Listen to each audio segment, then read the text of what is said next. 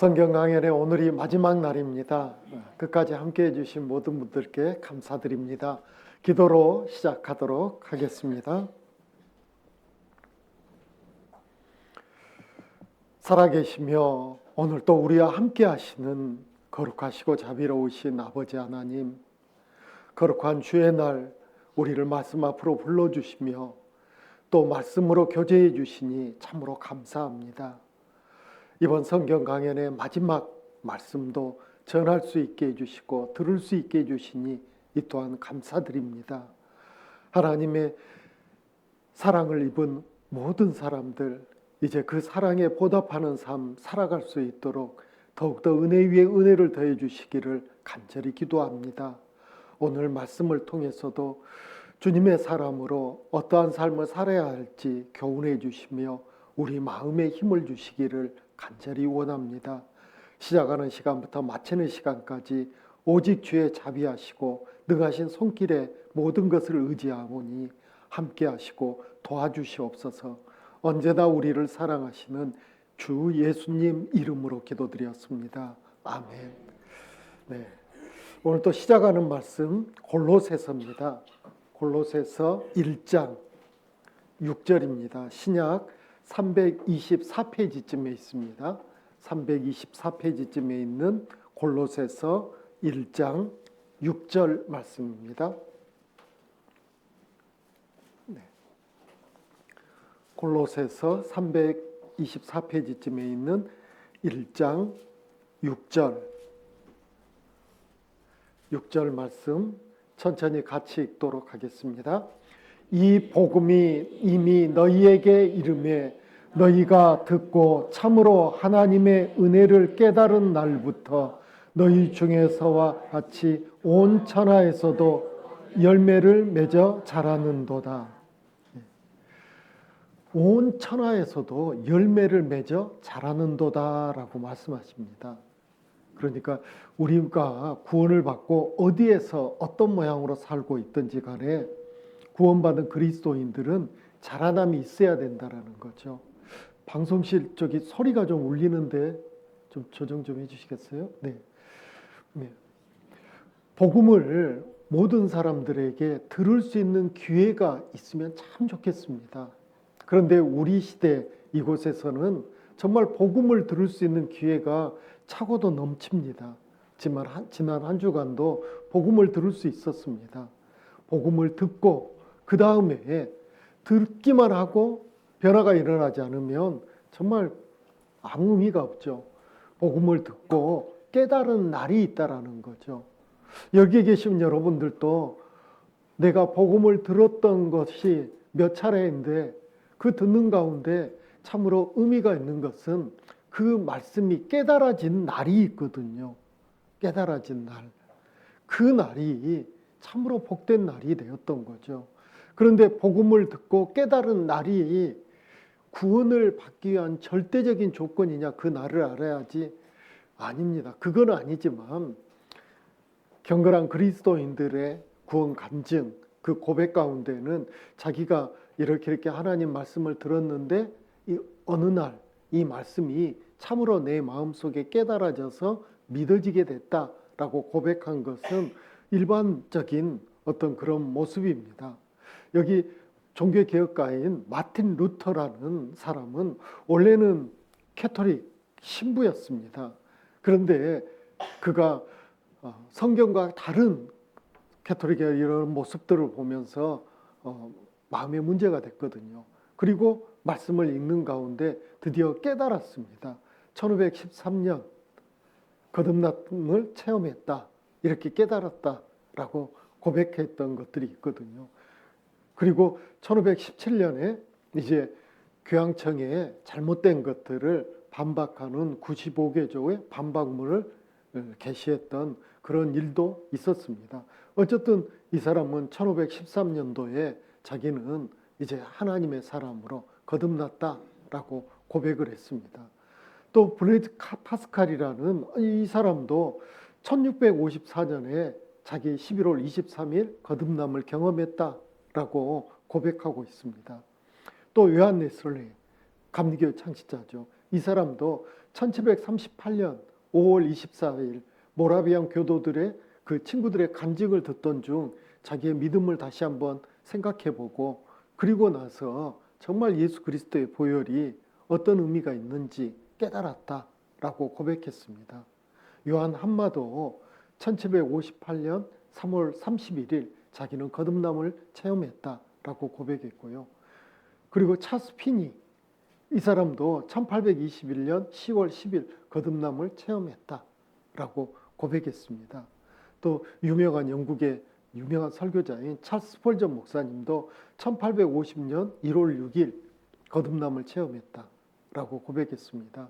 그가 원래 다녔던 교회에 가려고 했다가 눈이 너무 많이 와가지고 가지 못하고 가까운 교회를 갔는데 그때 그 교회 목사님도 눈 때문에 못 왔답니다. 어떤 허름한 형제가 강대상에 올라가지고 성경 말씀을 이렇게 전하는 가운데 주님을 앙망하라라는 그 말씀을 듣고 드디어 이제 자기 자신이 거듭남을 체험했다 이런 표현도 있고요. 그 다음에 유명한 복음 전도자 D.L. 무디도 1855년 4월 21일 자기는 예수님의 보혈 그 피의 의미를 깨닫고 자기 모든 죄가 용서받았다라는 것을 깨달은 날이 있었다라고 이렇게 고백하고 있습니다. 그래서 거듭나셨어요? 이렇게 묻는 것은 일반적인 거듭난 그리스도인들, 경건한 그리스도인들의 가장 보편적인 인사입니다. 인사. 안녕하세요 이 말처럼 우리 삶 가운데 제일 중요한 게 안녕해야 되잖아요. 그래야지 평범 건강하게 살 수 있지 않습니까? 그래서 만나면 안녕하세요라고 인사한 것처럼 그리스도인들 인사말 중에 가장 보편적인 인사말 중에 하나가 당신은 거듭나셨습니까? 당신은 진짜 그리스도인입니까? 참 그리스도인입니까? 이렇게 인사하는 것이 일반이라는 것을 우리는 알게 됩니다. 자, 그러면 깨달은 날이 우리 각자에게는 있을 겁니다. 내가 이 말씀을 듣고 진정으로 마음에서 믿어진 날, 그 날이 중요하죠. 그리고 그 깨달은 날 이후의 삶도 또 중요합니다. 그래서 깨달은 날부터 너희 중에서와 같이 또한 온 천하에서도 열매를 맺어 자라는도다. 나무를 생각해 보십시오. 나무가 건강하게 자라면 열매는 자연스럽게 맺어집니까? 안 맺어집니까? 예, 맺어져요. 우리도 신앙생활을 건강하게 경건하게 잘하면 잘할수록 이제 어느 때가 되면 신앙의 열매들이 우리 삶 가운데 맺어진다라는 거죠. 그래서 나는 신앙에 열매가 없다 그러면 둘 중에 하나입니다. 거듭난 적이 없던지 아니면 신앙에 병들어서 제대로 자라지 못하고 있었던지 그럼 어떻게 해야 될까요? 다시 원점으로 돌아가면 됩니다. 말씀을 듣고 깨닫고 그리고 또 신앙생활을 하면서 자라가면 건전한 신앙생활을 할 수 있는 거죠. 그래서 말씀은 늘 가까이에서 전해지는 그 말씀을 내가 들어보는 것 이거 정말 중요합니다. 자, 이제 또 몇 가지를 생각해 보겠는데요. 왜 저 같은 사람을 위해 예수님이 대신 죽어주셨나요? 이 질문을 아마 경건한 모든 그리스도인들은 다 할 겁니다.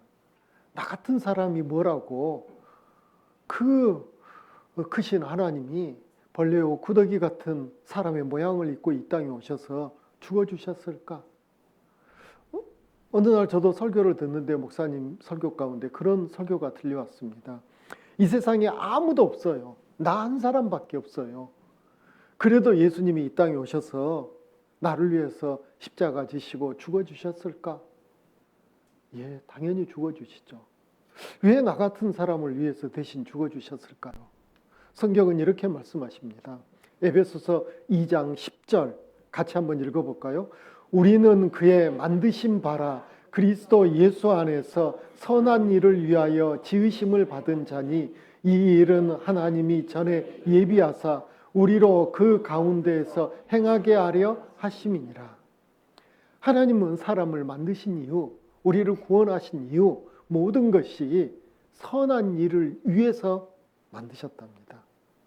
우리를 구원해 주셨답니다. 그런데 이 선한 일이 전제 조건이 하나 있어요. 예수 안에서입니다. 예수 안에서. 세상에서 구원받지 않는 사람도 착하게 선하게 산 사람들 많습니다. 아마 이 자리에 계신 분들 가운데에도 구원받기 전에도 선한 일 많이 하셨을 겁니다. 때로는 봉사활동도 하고 불쌍한 사람 있으면 밥이라도 한 끼 같이 나누기도 하고 정말 선한 일 많이 하셨을 겁니다. 그런데 그 선한 일이 나를 천국으로 보낼 수 있었느냐? 그건 아니라는 거죠. 선한 일, 조건이 있습니다. 예수 안에서 선한 일. 이게 하나님 앞에 값지고 의미 있는 일이 되는 거죠. 그래서 예수 안에서 선한 일을 하라고 우리를 하나님은 만드셨대요. 지으셨대요. 그리고 구원해 주셨대요. 그래서 우리는 이제 날마다 예수 안에서 선한 일을 해야 되는 겁니다. 하나님 뜻 안에서 선한 일을 하는 것이 참으로 중요합니다. 그리고 하나님과 함께 그 선한 일을 하는 것이 정말 중요합니다. 우리는 다 죄인으로 태어났습니다. 그러다가 이 말씀 앞에 나와서 우리는 우리 자신이 지옥 갈 죄인이라는 것을 깨달았습니다. 그리고 천국 가기 위해서 하나님은 우리에게 요구하신 게 있었죠. 회개하고 복음을 믿으라 라는 그 말씀 따라 우리 자신이 죄인이라는 것을 인정할 뿐만 아니고 그 죄를 미워하고 그 죄로부터 내 마음을 돌이켰습니다. 그때 복음이 들려왔고 그리고 그때 들었던 복음이 전과 다르게 우리 마음 안에 믿어지게 되는 그 일이 있습니다. 그래서 구원을 받았다면 이제 남은 것이 있습니다. 바른 삶을 살아야죠. 하나님 보시기에 바른 삶이요. 사람들 보기에 바른 삶이 아니고 하나님 보시기에 바른 삶. 그래서 하나님 보시기에 바른 삶이 뭔지 우리가 알아야 되기 때문에 계속해서 이제 성경을 배워야 되는 겁니다. 이 성경책이 이렇게 두꺼운 것은 복음만 기록되어 있다면 이렇게 두꺼울 필요가 없죠. 복음 그것도 중요하지만 구원받은 이후에 우리가 어떤 삶을 살아야 될지 우리 모든 삶의 경우의 수가 많기 때문에 성경이 이렇게 두꺼워지는 거죠. 여기 이사야서 49장 15절 말씀도 천천히 같이 읽겠습니다. 여인이 어찌 그 젖먹는 자식을 잊겠으며 자기 태에서 난 아들을 긍휼히 여기지 않겠느냐. 그들은 혹시 잊을지라도 나는 너를 잊지 아니할 것이라. 그렇죠. 사람은 그 악한 마음이 있기 때문에 태중에 있는 아이도 살기 힘들고 키우기 어려우면 쉽게 지우기도 합니다. 또 내가 낳은 자식도 상황이 어렵고 힘들면 버리기도 합니다. 그러나 하나님은 그렇지 않는다라는 거죠. 그렇지 않는다라는 거죠. 여인이 어찌 그 젖먹는 자식을 잊겠으며 버려도 잊지 못합니다. 그 버린 자식 때문에 그 죄책감으로 평생을 괴로워하기도 합니다. 그렇게 사는 것이 사람의 마음인데요. 하나님은 그렇지 않다는 거죠. 절대로 잊지 않는다랍니다. 다른 성경에는 우리의 이름을 하나님 손바닥에 새겼다라는 그런 표현도 있습니다. 손바닥에 새겼다. 예. 하나님은 결코 우리를 잊을 수 없는 거죠. 그리고 우리를 불쌍히 여기는 거죠.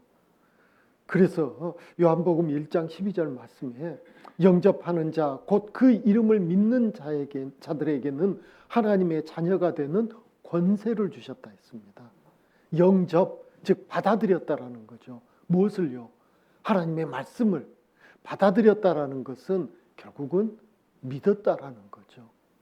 내가 인정하고 믿었다. 그 사람들에게는 하나님의 자녀가 되는 권세를 줬습니다. 결국 구원받은 사람만이 하나님의 자녀의 권세가 있지, 구원받지 않는 사람은 아무리 교회를 다녀도 아무리 무릎 꿇고 눈물 콧물 흘리며 기도해도 하나님의 자녀가 되는 권세는 있을 수가 없습니다. 오직 구원받은 사람만에게 이 권세를 주셨거든요. 그래서 우리가 이제 어떤 위치가 되냐, 하나님의 자녀긴 자녀인데 이런 자녀랍니다. 너희는 다시 무서워하는 종의 영을 받지 아니하였고, 그 다음은 같이 읽겠습니다. 양자의 영을 받았으므로 아바 아버지라 부르짖느니라. 양자의 개념을 이해하지 못하면 복음이 제대로 이해되지 못합니다. 원래 우리는 죄의 종이었습니다. 죄의 종. 그래서 마귀와 그 귀신들과 함께 지옥으로 함께 끌려갈 그런 신분이었죠.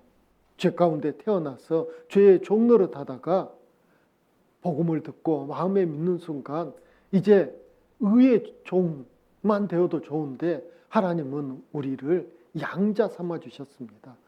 친아버지가 아닌데, 친어머니가 아닌데도 아버지라 부르며 어머니라 부르고 그 모든 사랑을 받는 게 양자의 개념이죠. 그래서 우리가 아바 아버지, 아바라는 말을 아빠라는 말이거든요.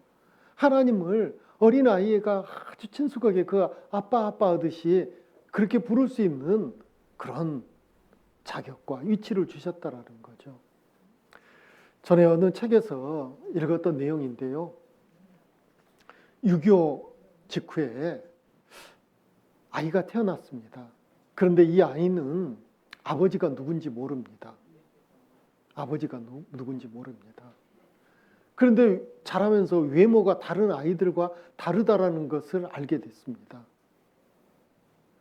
혼혈이거든요. 그 엄마가 전쟁통에 아이를 어떻게 갖게 돼서 낳는데 혼혈아를 낳는 겁니다. 자라면서 계속 사람들에게 손가락질을 받고 따돌림을 받습니다. 집안 식구들이 모이면 이 아이 때문에 큰 소리가 납니다. 너 이 아이 버려라. 그리고 시집 가라. 계속 어머니를 압박합니다. 그래서 어머니가 견디다 못해가지고 그 아이가 이제 서너 살 되었을 때 아이에게 제일 좋은 옷을 입히고 도시락을 하나 싸주면서 기차역으로 데리고 갑니다. 어디 역에 내리면 삼촌이 기다리고 있을 거야. 그 역에서 내려라. 그리고 엄마가 돌아섭니다. 아이는 무서웠지만 삼촌이 그 역에 내리면 기다린다는 말을 믿고 그 역에 내렸습니다. 삼촌은 오지 않았습니다. 밤이 됐습니다. 갈 곳이 없습니다. 역 앞에 허름한 그 리어카 밑에서 엄마가 싸준 도시락을 먹으면서 그날 밤을 보냈습니다. 다음 날도 삼촌은 오지 않습니다.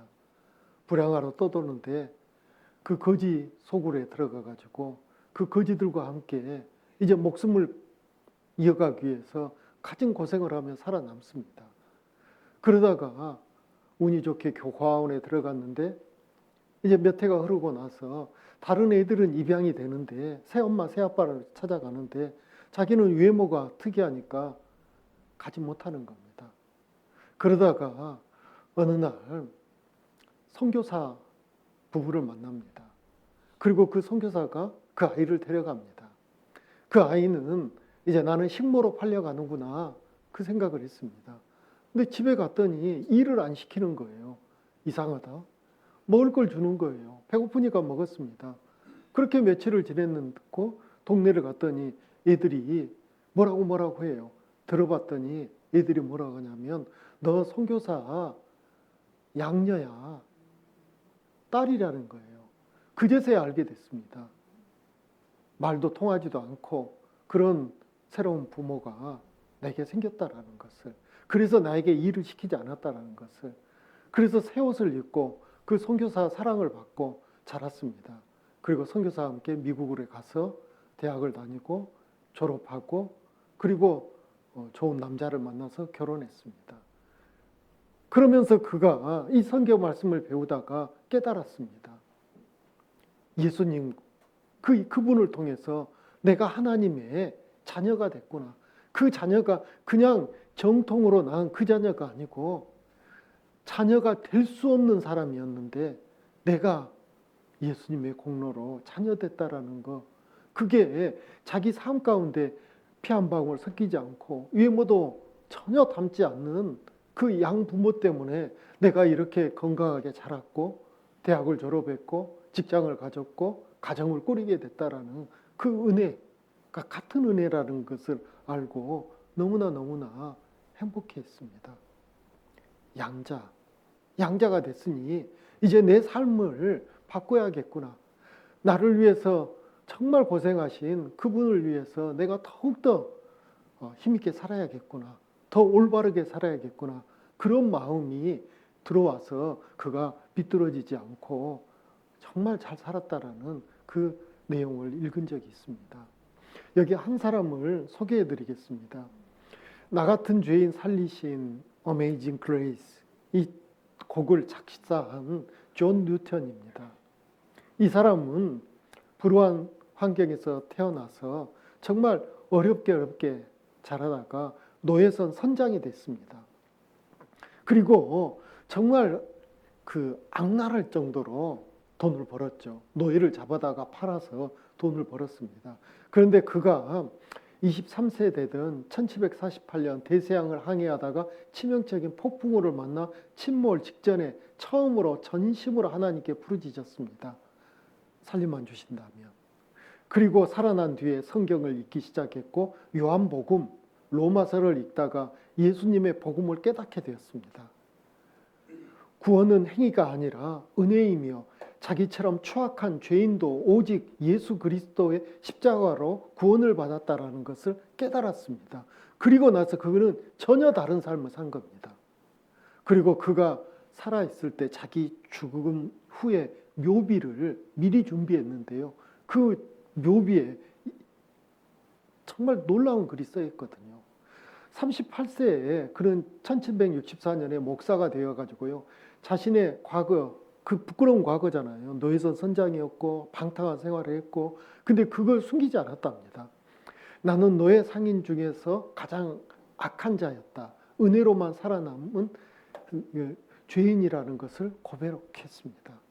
그리고 노예 무역, 그것이 죄악이라는 것을 공개적으로 외치고 노예 제도 폐지 운동에 적극적이었으며 자신을 극도로 낮추며 복음을 전하다가 82세인 1807년 죽음 앞에서 나는 큰 죄인이었으나 그리스도는 위대한 구주시다라고 고백했고 그 고백을 기초로 자기 묘비명을 미리 써놨습니다.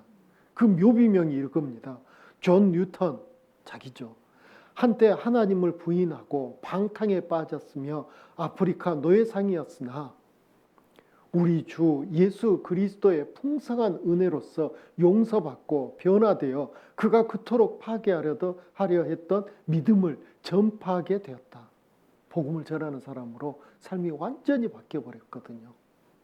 이게 구원받은 그리스도인들의 일반적인 삶입니다. 우리도 삶을 바꿔야 됩니다. 왜요? 여기 고린도전서 6장 19절 20절 말씀입니다. 같이 읽겠습니다. 너희 몸은 너희가 하나님께로부터 받은 바 너희 가운데 계신 성령의 전인 줄을 알지 못하느냐?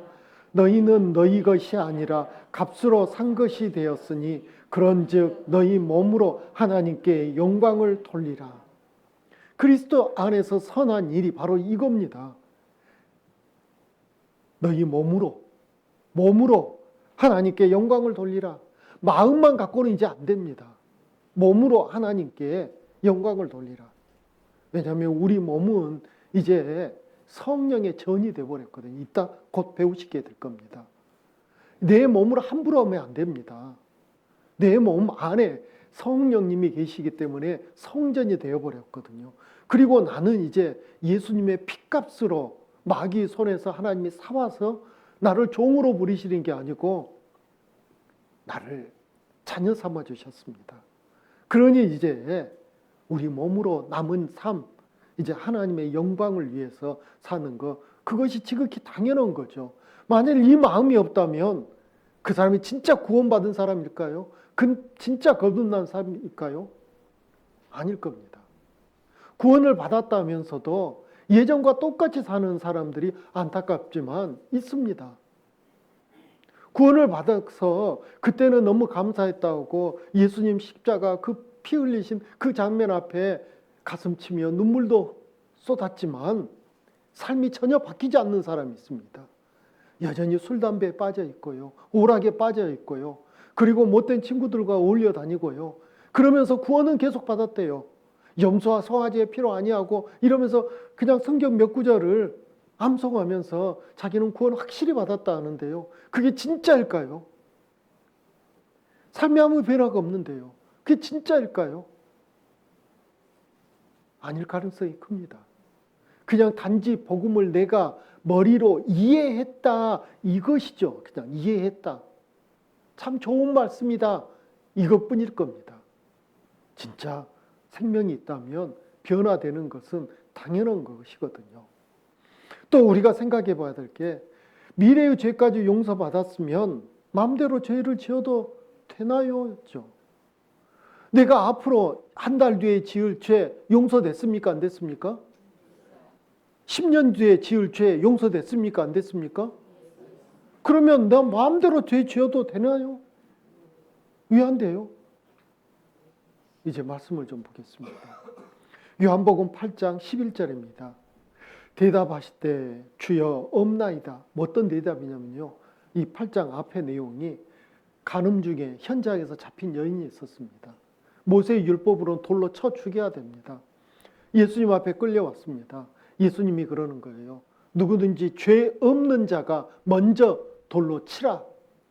그러자 나이 많은 사람부터 시작해가지고 젊은 사람들까지 양심의 가책을 받아서 돌을 던지고 가버렸습니다. 아무도 없습니다.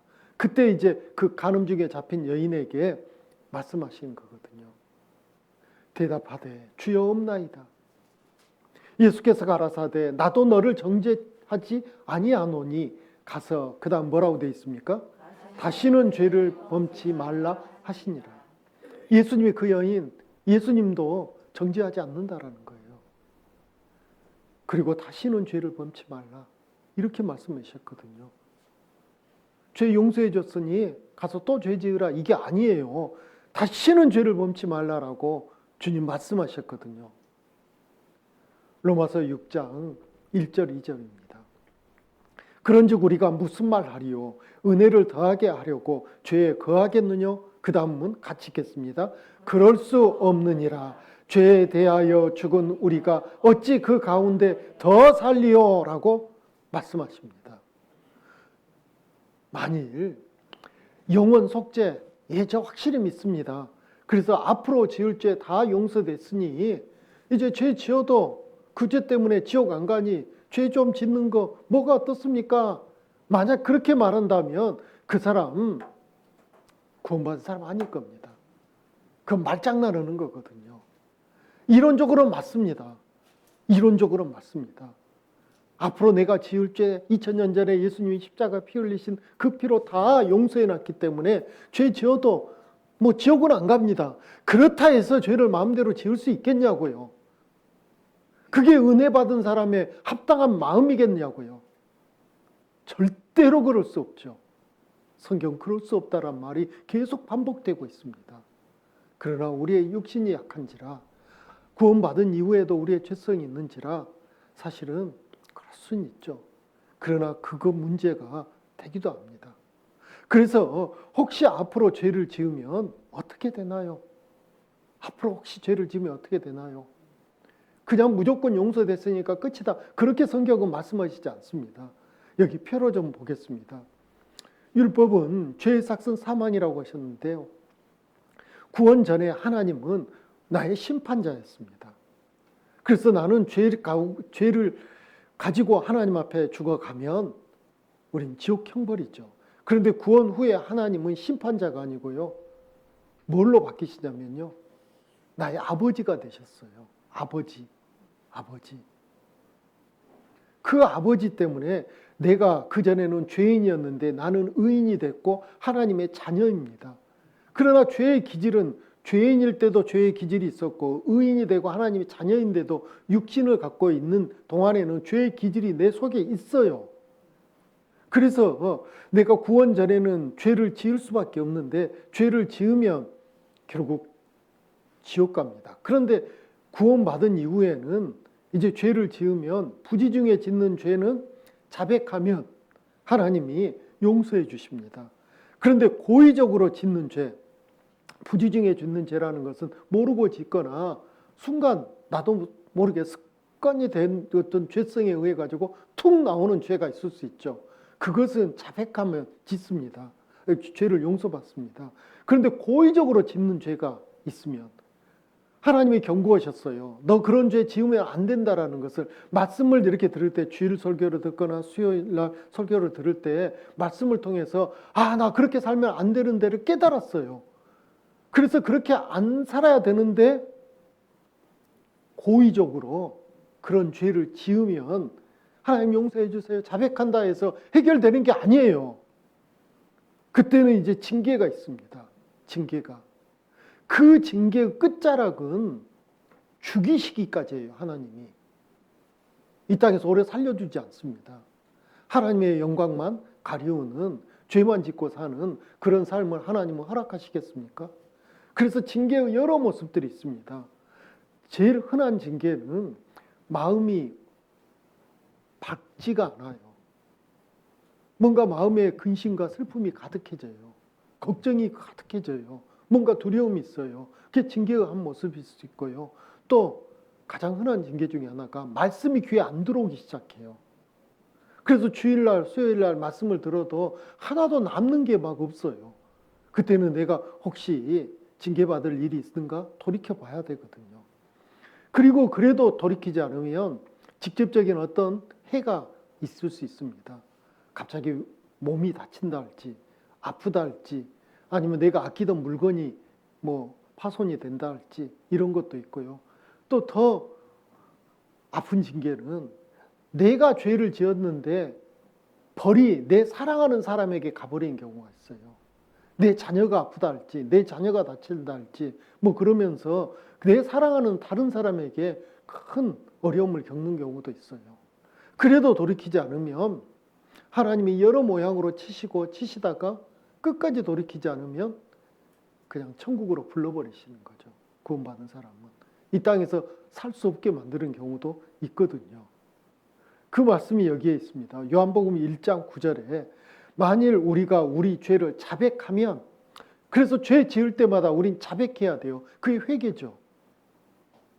생명 얻는 회개와 생명 얻고 나서 구원받은 이후의 회개가 다르다라는 것을 말씀드렸지 않습니까? 이 말씀이 이제 구원받은 이후에 회개해야 되는 것입니다. 만일 우리가 우리 죄를 자백하면 저는 미쁘시고 의로우사 우리 죄를 사하시며 모든 불의에서 우리를 깨끗게 하실 것이요.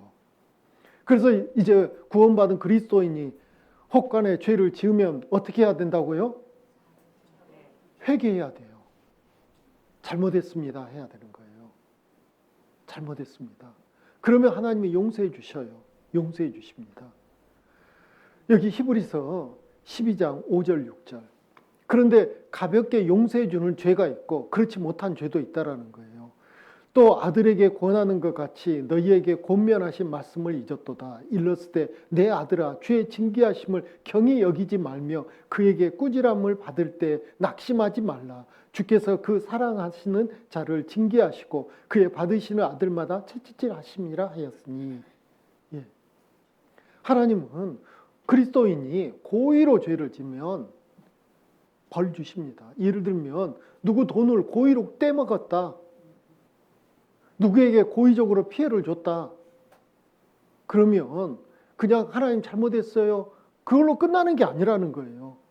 반드시 징계가 있습니다. 징계가 있습니다. 그래서 다른 성경 말씀에는 징계가 무서워서라도 죄를 못 짓게 만들어요. 죄를 지을 수 없게 만들어요. 여기 계신 분들에게 제가 한번 여쭤보겠습니다. 이분과 여기 계신 분들 가운데 구원받은 지 꽤 되신 분들이 많을 겁니다. 여러분들 살면서 징계받은 적 없습니까? 징계받은 적 없어요? 어떤 분이 그래요. 나는 막둥이인가 봐요. 징계받은 적이 없어요.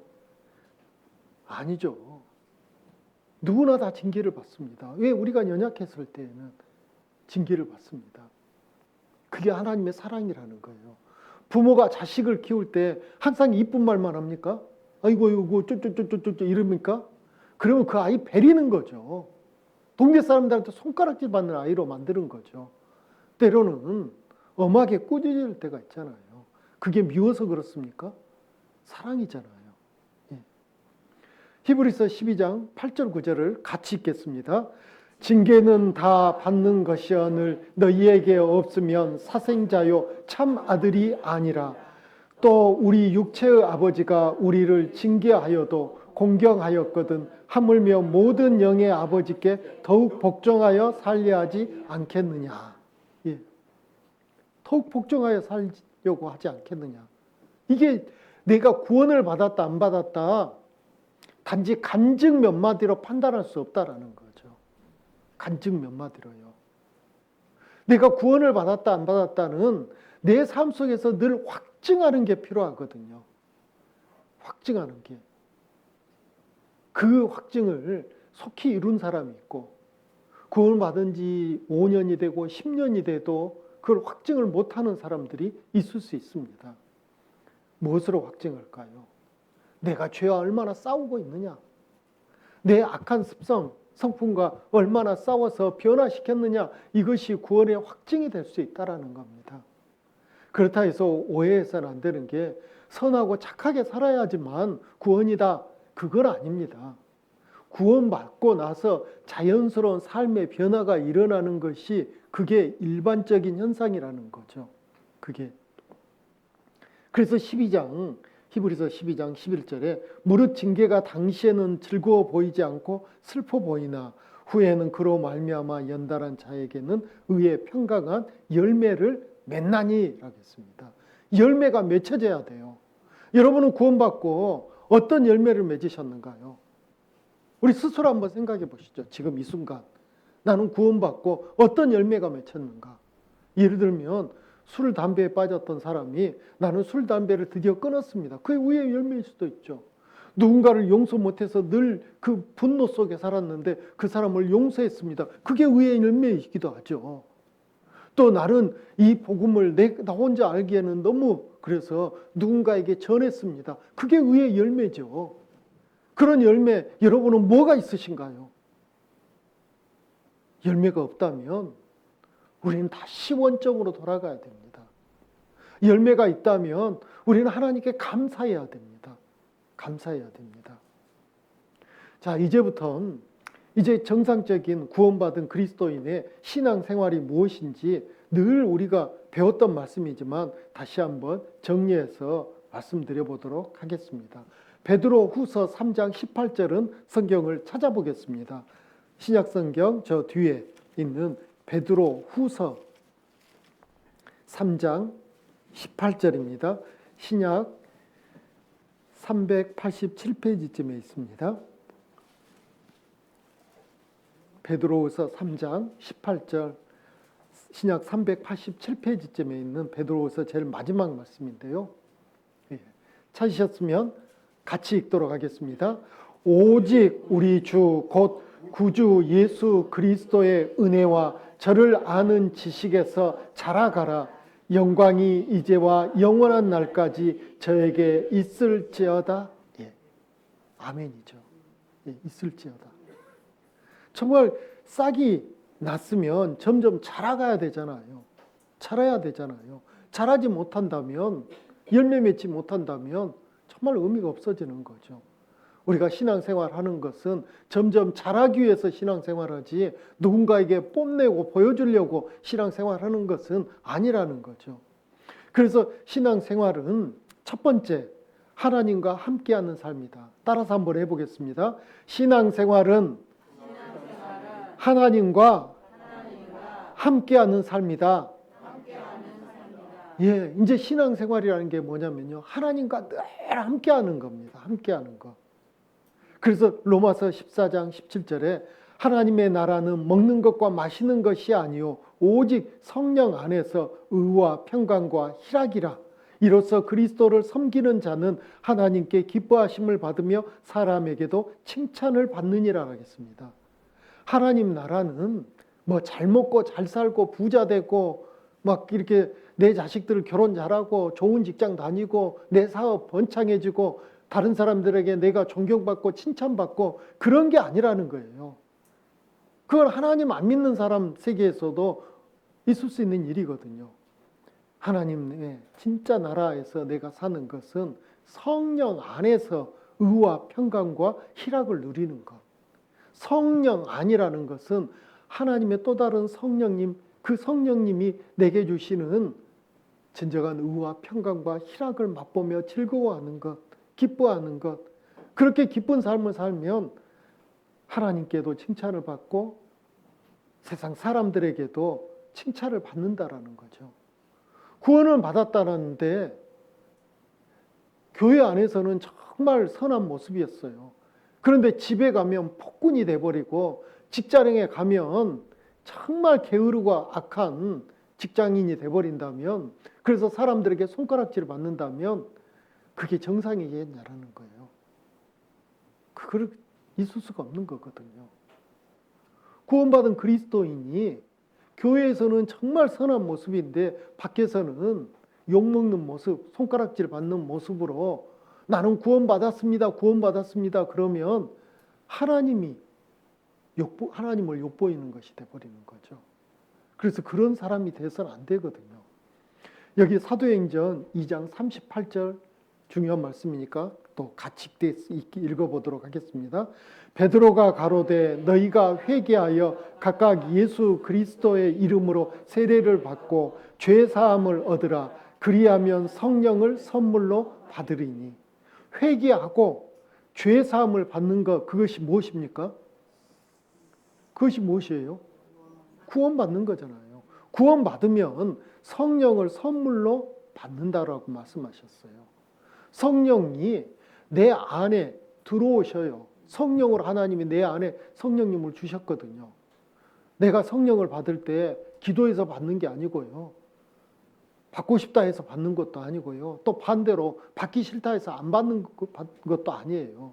구원을 받는 순간 성령님이 쑥 내 안에 들어와 버리신 거예요. 성령이기 때문에 우리는 느낄 수가 없었던 거죠. 우리 안에 영이 있다라는 거, 이 말씀 제대로 배우기 전에 우리는 알았습니까? 몰랐습니다. 그럼 몰랐으면 내 속에 영이 없었을까요?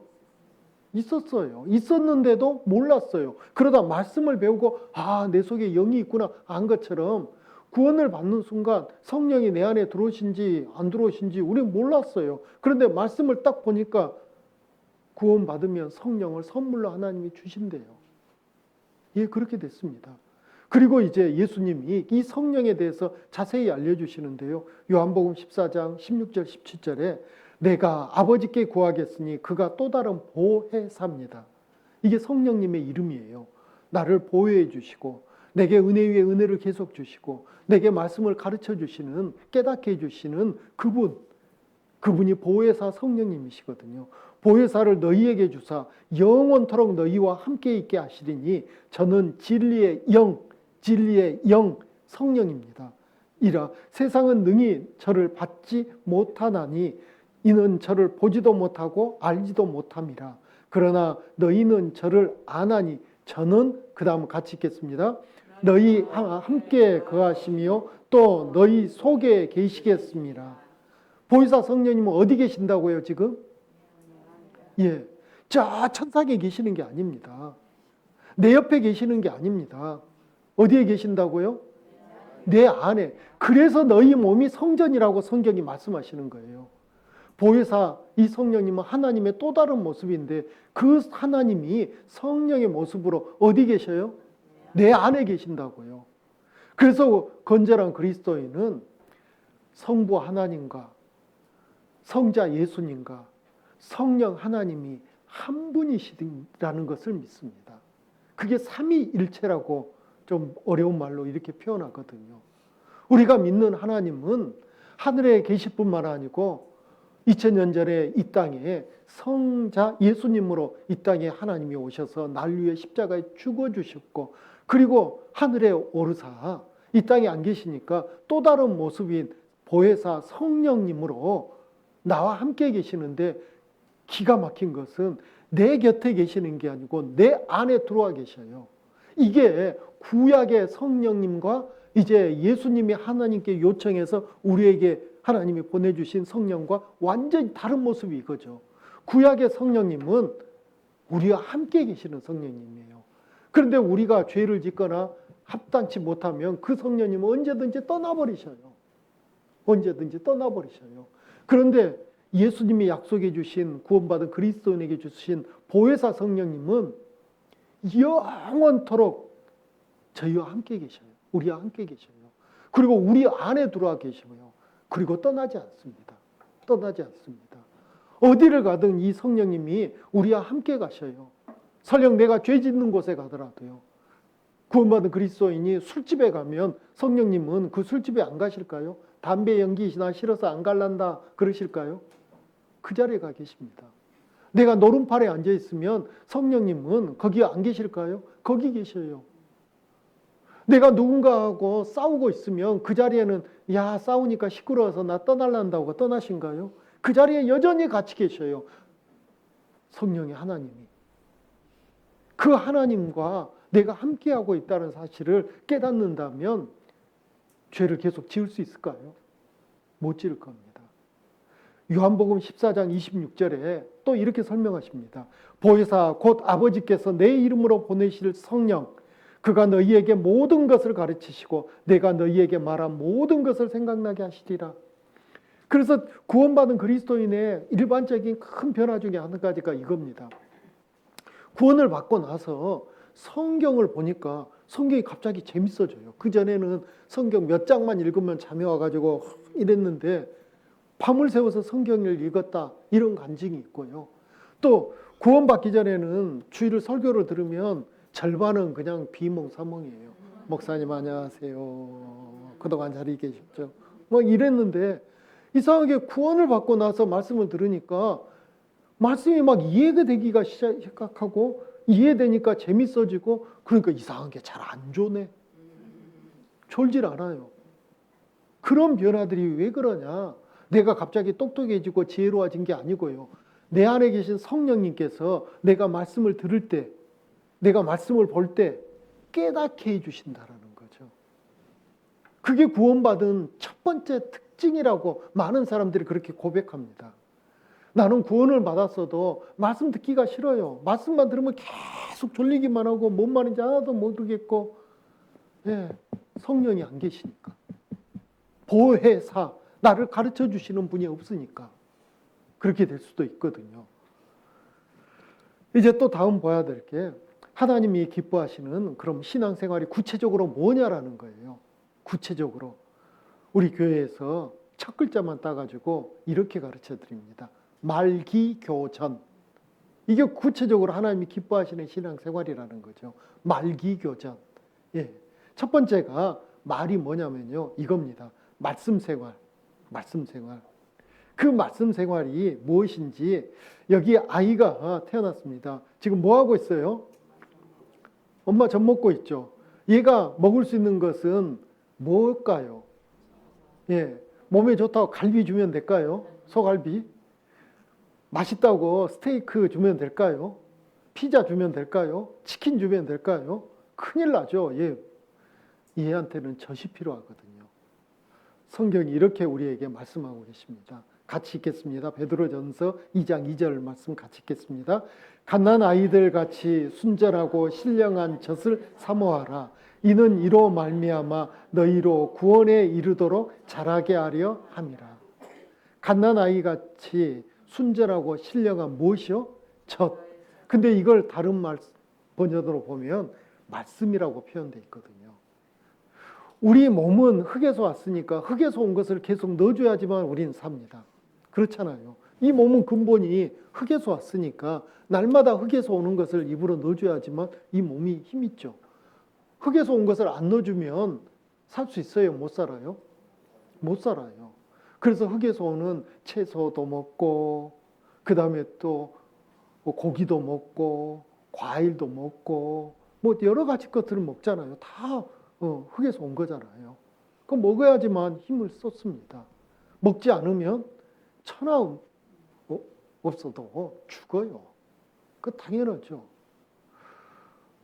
우리가 살기 위해서 한 번 먹으면 그걸로 끝입니까? 하루에 3끼 꼬박꼬박 먹어야지 건강합니다. 그렇잖아요. 우리도 그렇게 해야지 이 몸이 사는 것처럼 우리 속에 있는 영은 구원받기 전에는 죽어있는 것 같은 상태였거든요. 없진 않는데 있긴 있었는데 죽어있는 것 같은 상태. 아무것도 못하는 상태. 그러니 구원받기 전에는 영이 뭐 요구하는 게 있을까요? 없어요. 근데 이제 살아났어요. 살아났으니까 영은 당연히 요구하는 게 있어야 될까요? 없어야 될까요? 예, 있어야 돼요. 아이가 태어났어요. 울지도 않아요. 안타깝게도 죽어서 태어났어요. 그럼 그 아이가 젖 달라 할까요? 안 그래요. 그런데 응애 하고 살아서 태어났어요. 그러면 그 아이는 눈도 못 떴는데 제일 먼저 찾는 게 뭘까요? 젖을 찾아요. 예.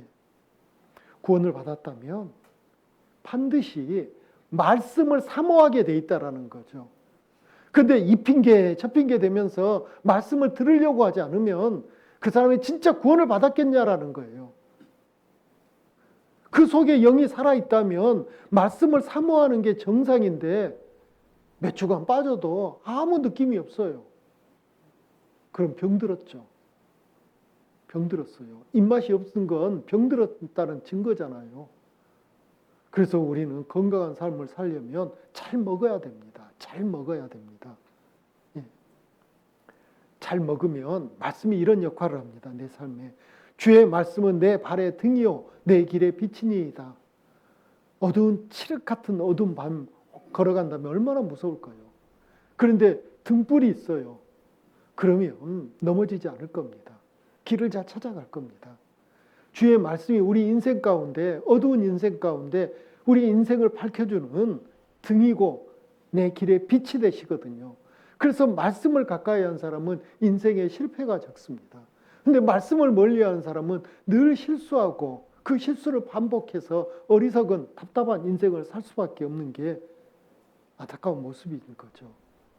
그리고 이제 두 번째 말기, 이 두 번째가 기도 생활입니다. 기도 생활. 하나님과 함께 하시는 가운데 하나님이 기뻐하시는 게 우리가 기도할 때, 찬송할 때 사실은 찬송도 그 가사를 이렇게 들여다보면 대부분 기도거든요. 기도. 우리의 간증이고 하나님께 감사하는 그 마음을 표하는 것이 찬송의 가사들이거든요. 그래서 기도하는 것, 이거 너무 중요합니다. 요한복음 14장 13절 14절 말씀, 내가 내 이름으로 무엇이든지 구하라. 내가 내 이름으로 무엇을 구하든지 내가 시행하리니 이는 아버지로 하여금 아들을 인하여 영광을 얻으시게 하려 함이라. 14절은 같이 읽겠습니다. 내 이름으로 무엇이든지 내게 구하면 내가 시행하리라. 이것 때문에 우리가 기도 끝에 어떻게 기도를 끝냅니까? 이름으로 기도했습니다. 아멘 하잖아요. 그 아멘이란 말이 청유의 뜻이 있거든요. 꼭 그렇게 되게 해주세요. 그런 뜻이 있습니다. 물론 또 다른 뜻도 있습니다. 나도 그렇게 생각합니다. 거기에 동의합니다. 그런 뜻도 있고요. 그래서 예수님 이름으로 기도했습니다. 아멘 이렇게 하는 것은 바로 이 14절 말씀 때문입니다. 내 이름으로 무엇이든지 구하라 라고 하셨거든요.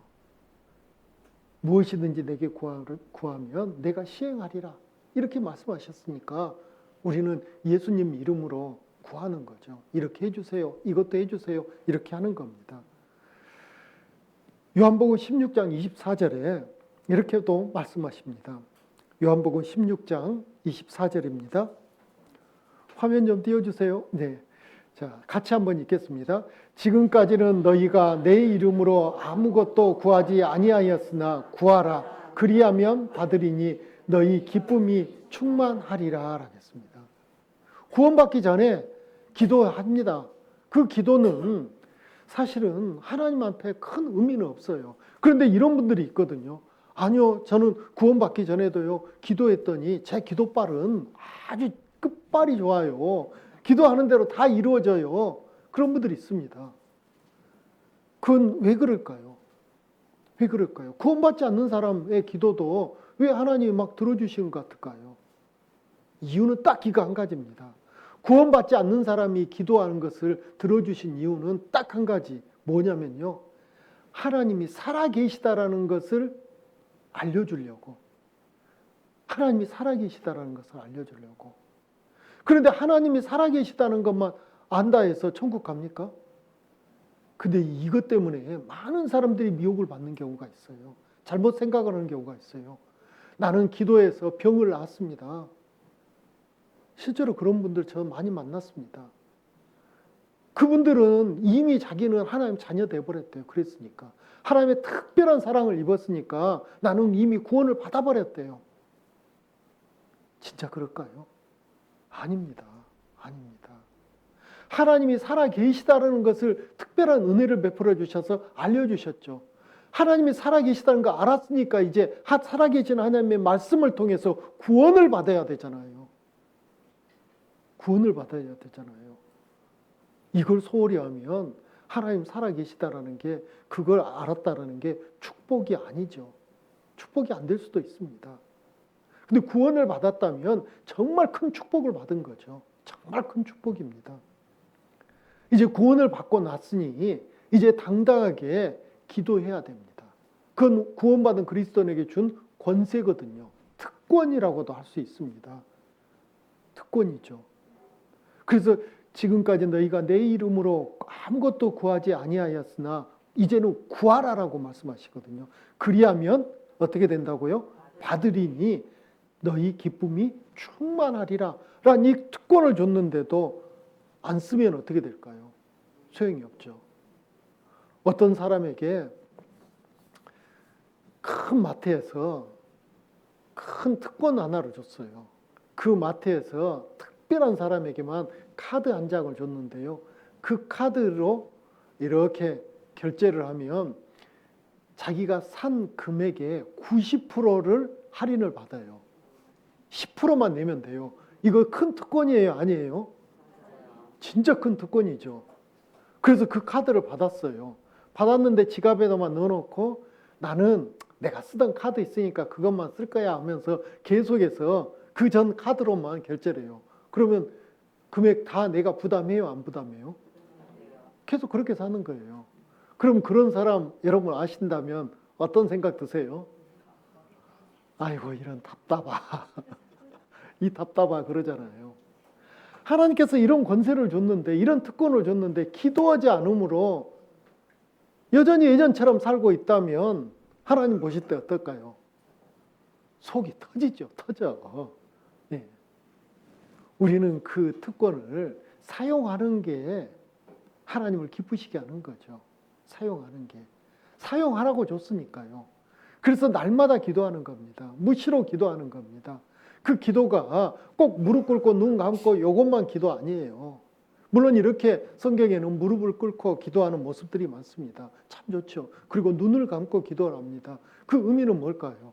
무릎을 꿇는다는 것은 하나님 앞에 자신의 연약함을, 겸손함을 드러내는 거죠. 그리고 눈을 감고 기도한다는 것은 세상 번잡한 것에 좀 가려지는 것. 그래서 예수님이 기도를 가르치실 때도 골방에서 기도하는 거 참 좋은 거라고 말씀하시거든요. 그래서 우리가 어디 골방에 들어가서 기도를 할 수 없지만 눈을 딱 감는 순간 그곳이 골방이 되잖아요. 하나님과 내가 친밀하게 조용히 만날 수 있는 곳. 그게 기도의 모습이거든요. 그런데 걸어가면서도 할 수 있습니다. 누워서도 할 수 있습니다. 기도는 하나님과 대화하는 거거든요. 어디 계신 하나님이요? 내 안에 계시잖아요. 내 안에 계시니까 내 사정을 아실까요? 모르실까요? 제일 잘 아시죠. 그 하나님과 기도하는 것은 대화하는 겁니다. 대화하려면 첫 번째는 불러야죠. 하나님 하고 불러야죠. 그런데 교회에 오면 기도를 세련되게 하시는 분 보면 막 수식어들이 많죠. 그렇게 기도하면 좋은데 처음에는 그렇게 안 되면 그냥 하나님 하고 부르면 하나님이 왜 그러냐 하면 하나님께 내가 하고 싶은 내 마음을 전하고 싶은 중에 가장 진실된 것 첫 번째를 말씀하시면 돼요. 되게 구원받은 그리스도인들은 구원을 받고 나면 제일 먼저 드는 하나님께 드는 생각이 어떤 생각이 제일 먼저 들까요? 예, 감사. 감사한 생각이 제일 먼저 들잖아요. 그래서 하나님 하고 부르면 하나님이 오냐 그러면 하나님 고마워요. 감사해요. 그 한마디부터 하시는 거죠. 아이가 처음부터 말 잘합니까? 태어나자마자? 태어나면 옹알이 하잖아요. 뭐 알아듣도 못해요. 엄마는 알아듣지. 근데 그거부터 하는 거예요. 그게 말이죠. 얘들 말. 우리도 기도를 유창하게 하나님과 대화를 어떻게 해요? 처음에는 그냥 내 첫 번째 마음. 예수님 생각하니까 감사하고 그 예수님을 보내주신 하나님 생각하니까 감사하고 감사합니다. 그것만 해도 돼요. 하나님 감사합니다. 감사합니다. 그리고 그 다음에 들은 생각이 이제 신앙생활을 잘하고 싶은데 잘할 자신이 없잖아요. 그러면 하나님 도와주세요. 두 마디. 감사합니다. 도와주세요. 감사합니다. 도와주세요. 이것만 진실되게 해도 정말 훌륭한 기도예요. 거기다 이제 좀 살을 조금씩 붙이시면 되거든요. 고맙습니다. 그러면 하나님이 물으실 거예요. 그래, 뭐가 그렇게 고마운데? 그러면 이제 거기다가 이제 붙이시는 거죠. 예수님 보내주셔서 고맙습니다. 나 말씀 듣기 싫어했는데 누구를 보내줘가지고 그 사람이 포기하지 않고 나를 끝까지 이렇게 말씀 인도해 주셔서 내가 말씀 듣고 구원받게 해주신 그 사람을 보내주셔서 감사합니다. 또 그때 내가 정말 말씀 안 듣고 이리 핑계 저 핑계 됐는데 하나님이 탁탁 막아주셔가지고 내가 말씀 듣게 해주셔서 감사합니다. 또 이 말씀 깨닫게 해주셔서 감사합니다. 내 마음에 히브리서 9장 12절이 됐건 요한복음 3장 16절이 됐건 그 말씀이 정말 내 마음에 딱 새겨져서 복음을 믿게 해주셔서 감사합니다. 그렇게 늘리는 거죠. 도와주세요도 뭘 도와줄까? 아이고 제가 요즘 건강 때문에 너무 괴롭고 힘든데요. 저 건강을 좀 지켜주세요. 그럴 수도 있고요. 근심 내는 거 하나씩 둘씩 이야기하시는 거죠. 그게 기도잖아요. 그게 기도. 무슨 성경 구절을 대면서 천지 만물을 창조하시고 우주 그 가운데 이렇게 막 거창하게 하는 것만 기도가 아니고요. 내 마음을 이렇게 드리는 것, 내 근심을 드리는 것, 그리고 하나님과 함께 그것을 의논하는 것, 그게 기도거든요. 그래서 그 기도는 차 타고 운전하면서도 할 수 있고요. 일하면서도 할 수 있고요. 걸어다니면서도 할 수 있고 어디서나 하나님 하고 부르기만 하면 돼요. 소리 안 내도 돼요. 하나님은 우리 속을 들여다보고 계신다 했잖아요. 하나님은 귀가 둔하신 분도 아니거든요. 그래서 우리가 큰 소리 안 쳐도 하나님은 다 아십니다. 그 하나님과 기도하는 겁니다. 그런데 여기 야고보서 1장 6절로 8절 말씀을 보면요. 오직 믿음으로 구하고 조금도 의심하지 말라. 의심하는 자는 마치 바람에 밀려 요동하는 바다 물결 같으니 이런 사람은 무엇이든지 주께 얻기를 생각지 말라. 두 마음을 품어 모든 일에 정함이 없는 자로다. 이게 뭐냐면요. 기도를 했는데 기도하자마자 뭐가 응답이 되던가요? 안 돼요. 몇 번 그런 걸 경험하고 나서는 에이 나 기도 안 해. 기도해봤자 소용없어. 하나님 아무것도 안 들어주셔. 야, 그게 답답한 거죠. 하나님은 분명히 예수님을 통해서 우리에게 약속해 주셨죠. 내 이름으로 무엇이든지 구하라. 그리하면 시행하리라. 들어준다 계셨거든요. 그런데 단 때와 시기는 하나님이 정하셔요.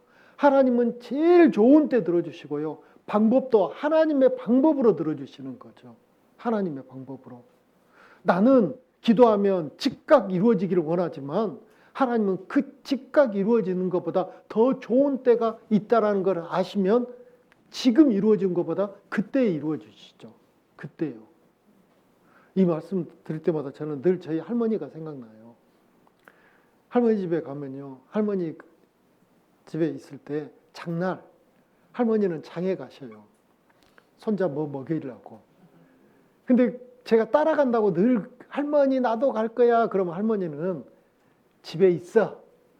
한미가 가서 맛있는 거 사다 줄게. 이렇게 오고 가시거든요. 집에 있으라고 하거든요. 데리고 가면 귀찮잖아요. 그리고 장보고 이고지고 와야 되는데 걸지적거리잖아요. 그래서 집에 있으라고 해요. 그러면 저는 이제 동네 앞에까지 막 울면서 나도 갈 거야. 그런데 할머니 이놈의 새끼. 그러니까 이제 집에 있죠. 그리고 이제 할머니 오시려면 시간만 기다려요. 할머니가 오셨어요. 짐 바구니 놓자마자 저는 할머니한테 손 내밀어요. 왜 손 내밀까요? 뭐 달라고? 사탕. 꼭 사탕 사달라고 제가 꼭 그러거든요. 그럼 우리 할머니가 사탕을 주실까요? 안 주셔요. 그리고 딱 이 마디 하셔요. 너 밥 먹고 나면 줄게. 밥 먹고 나면. 할머니는 그 손자 주려고 사탕 사오신 거거든요. 근데 손자가 원하잖아요. 지금 할머니 사탕 주세요. 있어요. 주고 싶어요. 근데 안 주셔요. 왜 안 주셔요? 너 골탕 좀 먹어봐라. 그러니까요? 아니요. 지금 주는 거 줘서 먹는 것보다 밥 먹고 나서 줘서 먹을 때가 훨씬 좋으니까. 그 좋은 때를 할머니는 아시니까 손자를 위해서 지금 안 주시고 밥 다 먹고 나면 밥그릇 딱 확인시켜 드리면 그때야 사탕 하나를 주시거든요. 그게 할머니 마음이거든요. 하나님은요, 우리가 기도하자마자 응답해 주면 더 좋은 것을 놓쳐버리거든요. 그래서 응답의 시기는 하나님이 정하신다라는 거예요. 그렇게 기다리면 돼요. 다 마음에서 반드시 주신다. 이루어 주신다. 그런데 그게 흔들리면요, 정함이 없는 사람이라고 야고보서가 그걸 말하거든요. 두 마음을 품었다. 안 들어주실 거야. 들어주셨으면 좋겠는데 안 들어주실 거야. 그런 사람에게 하나님이 들어주시겠냐고요. 아니라는 거예요. 믿고 기다리면 때가 되면 이루어 주십니다. 그래서 기다리면 돼요. 그때 우리는 똑같이 경험합니다. 야, 가장 좋은 때 응답해 주셨다. 감사합니다. 이러실 거예요. 그런데 또 응답이 안 되는 기도가 있어요. 야고보서 4장 2절 3절입니다. 야고보서 4장 2절 3절. 너희가 욕심을 내어도 얻지 못하고 살인하며 시기하여도 능히 취하지 못하나니 너희가 다투고 싸우는도다. 너희가 얻지 못함은 구하지 아니하며 얻지 못함은 구하지 아니하며 3절은 같이 읽겠습니다. 구하여도 받지 못함은 정욕으로 쓰려고 잘못 구함이니라. 구하긴 구하는데 잘못된 걸 구하면 하나님 들어주실까요? 안 들어주셔요. 안 들어주셔요. 예를 들면 이렇게 기도한다 해보십시오. 이번에 제가 노름판에 가가지고 큰 돈 따게 해주십시오. 그러면 하나님이 그거 들어주실까요? 안 들어주셔요. 안 들어주셔요. 제가 이번에 누구를 좀 사기를 한번 제대로 쳐가지고 큰 돈 벌게 해주세요. 그러면 하나님이 그거 들어주실까요? 안 들어주셔요. 안 들어주셔요. 시편 66편 18절에도 내가 내 마음의 죄악을 품으면 주께서 듣지 아니하시리라. 죄악을 품고 있으면서 기도하면 그 기도 들어주실까요? 예를 들어 누구를 미워하고 있어요. 누구를 진짜 미워하고 있어요. 그러면서 또 기도를 해요. 그러면 하나님이 그 기도 들어주실까요? 너 죄부터 짓지 마. 그러시죠. 그래서 죄악을 품고 주께 기도하면 그런 기도는 안 들어주셔요. 합당치 못한 기도를 하면 안 들어주셔요. 어느 아이가 있다고 생각해 보셔요. 한 서너 살 된 아이예요. 부엌에서 엄마가 칼로 된장찌개를 하느라고 호박을 막 이렇게 똑똑똑똑 썰고 있어요. 그러니까 아이가 엄마 나도 칼 줘. 그러면 엄마가 그 아이가 원한다 해서 칼날이 시퍼렇게 살아있는 그 칼을 이렇게 주는 부모 있어요? 안 돼. 안 주는 게 그 아이 요구를 들어주는 거죠. 우리가 정말 합당치 못한 기도를 하면 하나님은 응답 안 하시는 게 들어주시는 거예요. 그래서 내가 기도를 오랫동안 했는데 안 들어졌다. 그러면 그게 먼저 하나님 뜻에 맞는지 안 맞는지 생각해 보면 금방 알아요. 그건 성령님이 이미 깨닫게 하시거든요. 그런데 하나님 말씀 가운데 합당한 기도를 했고 하나님 뜻 가운데 합당한 기도를 했다면 응답의 시기가 늦어질 때는 때가 아직 아니다. 그 때를 기다리시면 되는 거라고요. 또 세 번째 신앙생활이 말기, 이번에는 교입니다. 교가 뭐냐면 교제 생활입니다. 교제 생활. 함께하는 생활. 이 교제 생활이 왜 중요하냐면요. 바울이 복음을 전했을 때 이렇게 오늘같이 전도 집회가 있고 끝났을 때 그때 말씀입니다. 사도행전 13장 43절에 패한 후에 유대인과 유대교에 입교한 경건한 사람들이 많이 바울과 바나바를 좇으니 두 사도가 더불어 말하고 그 다음은 같이 읽겠습니다. 항상 하나님의 은혜 가운데 있으라 권하니라. 항상 어디에 있으라고요? 하나님의 은혜 가운데 있으라고 권했거든요. 하나님의 은혜가 우리 시대에는 어디에 있을까요? 교회 안에 있거든요. 교회. 그 교회 안에 있으라라고 권했고요. 또 그 앞에 사도행전 11장 23절에 저가 이르러 하나님의 은혜를 보고 기뻐하는 모든 사람들에게, 하나님을 기뻐하는 그 모든 사람이 구원받은 그 사람들이거든. 구원받은 사람들에게 굳은 마음으로 뭐라고 되어 있습니까? 주께 붙어 있으래요. 주님은 지금, 예수님은 어디 계셔요? 하늘에 계시잖아요. 그럼 주께 붙어 있으라, 그게 무슨 뜻일까요? 바로 이거거든요. 마태복음 18장 19절 20절에 예수님이 약속해 주신 말씀이 있습니다. 제가 읽어드리겠습니다. 진실로 다시 너희에게 이르노니 너희 중 두 사람이 땅에서 합심하여 무엇이든지 구하면 하늘에 계신 내 아버지께서 저희를 위하여 이루게 하시리라. 20절은 같이 읽겠습니다. 두세 사람이 내 이름으로 모인 곳에는 나도 그들 중에 있느니라. 주님이 어디 계신다고요? 두세 사람, 아무 두세 사람이 아니고요. 내 이름으로 모인 두세 사람. 결국 구원받은 그리스도인들 두세 사람이 모인 곳, 그게 바로 교회거든요. 그곳에 함께하면 우리의 신앙은 자랄 수밖에 없습니다. 하나님의 신령한 축복은 누릴 수밖에 없어요. 그래서 구원을 받았다 했는데 저 구원 받았으니까 됐어요. 이제 저 혼자 신앙생활 하겠습니다. 이러고 떠난 사람들이 안타깝게 있어요. 남는 사람보다 떠난 사람들이 어쩌면 더 많을 거예요. 그런데 그 사람들의 끝을 보면 정말 안타깝습니다. 신앙생활 제대로 못해요. 왜 못하냐면 하나님의 신령한 축복을 받지 못하기 때문에, 도움을 받지 못하기 때문에, 혼자 기도해서 혼자 신앙생활해서 그걸 받을 수 있으면 좋겠는데 그럴 수 없다라고 성경은 말씀하시거든요. 그러니까 교회 안에 붙어 있어라. 그거죠. 그겁니다. 하나님의 신령한 축복을 받기 위해서요.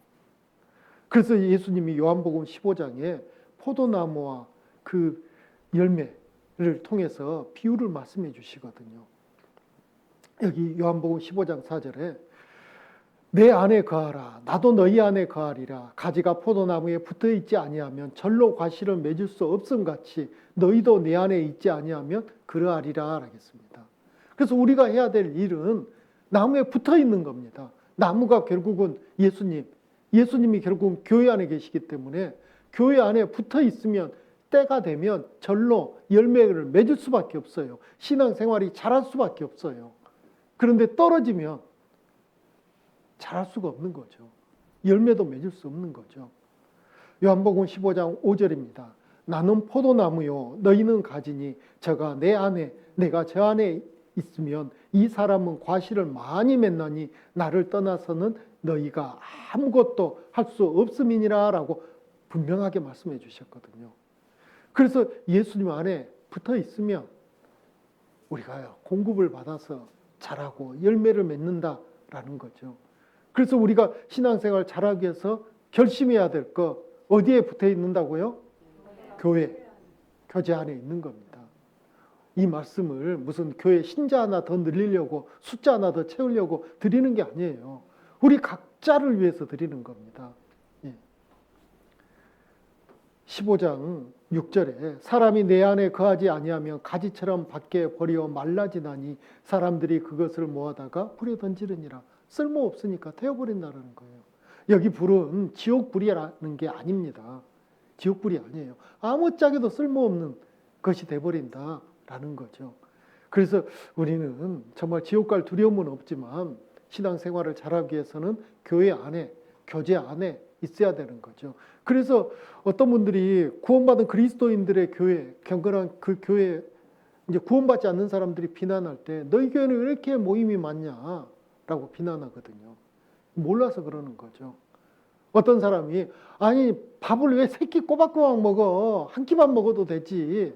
그리고 세 끼만 먹을 거 뭐 있어? 그냥 간단하게 영양제 매달 딱 넣고 물 한 잔 마시면 되지. 왜 귀찮게 그 밥을 먹어?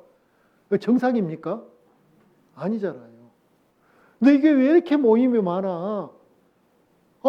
당연히 교제 안에서 하나님의 신령한 축복을 받고 힘을 얻기 위해서는 자꾸 뭔가 먹어야죠. 자꾸 교제해야죠. 그게 당연한 거 아니겠습니까? 그래서 우리가 늘 교회 안에 구역 모임도 있고 조모임도 있고 여러 모임들이 있을 때 내가 적극적으로 참여하면 큰 축복을 받습니다. 밥상이 차려졌는데도 밥을 안 먹으면 어떻게 될까요? 말라지는 거죠. 그래서 교회에 여러 모임들이 있으면 그 모임들 함께 하면 되는 겁니다. 오늘 또 여기 소식지를 다 가지고 오셨을 거예요. 소식지에 보면 여기 교제가 언제 있는지 다 나와 있습니다. 교회 일정은 어느 날 갑자기 즉흥적으로 그런 게 없거든요. 그래서 여기에 일정들 보고 내게 표시해 놓는 거죠. 기억해 놓는 거죠. 그리고 그 자리에 내 몸을 두기만 하면 이 교제에 함께하고 있는 거죠. 그러면 하나님이 우리에게 먹여주시는 게 있고 거기서 우리는 흡족하게 먹을 수 있다는 것을 기억해야 됩니다. 그리고 여기에 보면 기도해야 될 제목들도 여기에 많이 나와 있습니다. 첫 페이지에 부족한 담임 목사를 위해서도 기도해 주시고요. 그 다음에 집회들 나와 있으니까 그걸 위해서도 기도해 주시고 또 오늘 배웠던 말씀 가운데 교제 가운데 뭔가 기도 부탁한 사람들을 위해서도 기도해 주시면 정말 큰 은혜의 시간들이 우리에게 계속해서 계속될 겁니다. 그리고 이제 마지막입니다. 말기교 그 다음에 뭐라고요? 전이 전도 생활입니다. 전도는 교회 나오세요 끌고 오는 게 전도 아니에요. 그건 인도죠. 인도. 끌인자 인도. 전도는 도는 하나님의 말씀이라고 했거든요. 말씀을 전해주는 것 그게 전도입니다.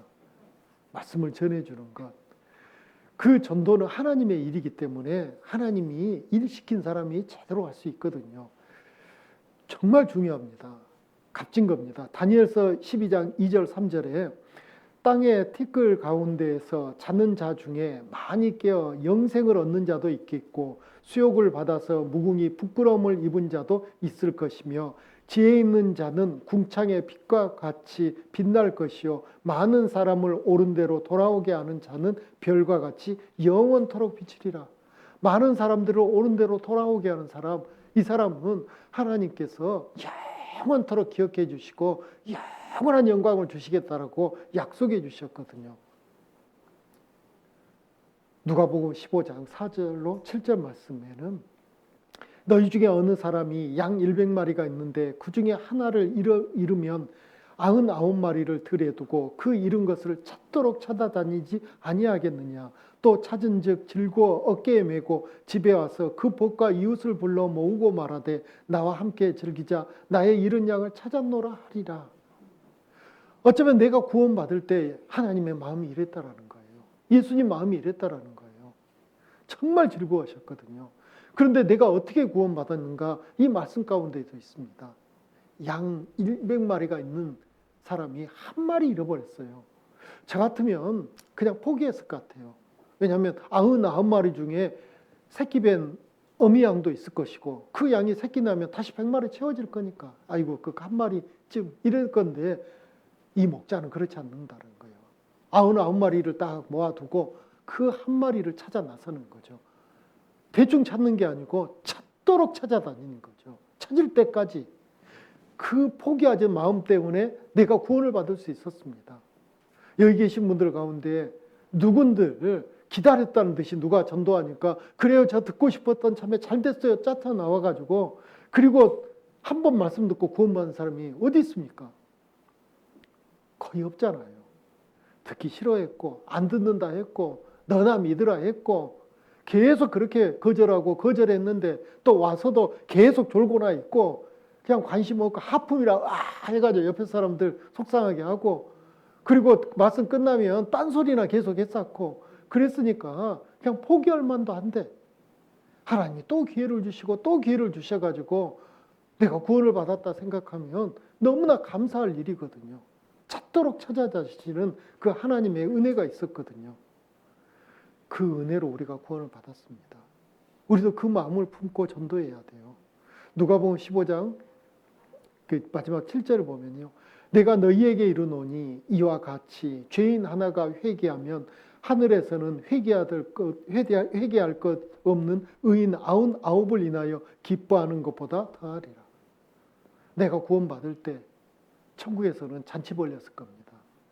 야, 드디어 누가 구원받았다 하면서 온 천군 천사들이 기뻐했을 겁니다. 예, 우리가 그렇게 구원을 받았습니다. 여기 그림 하나를 보겠습니다. 여기 안타깝게도 한 사람이 낭떠러지에 떨어져서 죽어가고 있어요. 이 사람을 구하려면 누군가 내려가야 되는데 이 사람이 용감하게 이렇게 내려가고 있어요. 근데 이 사람이 내려가는 게 혼자 힘으로 못 내려가거든요. 여기 뒤에서 당겨주는 사람이 있죠.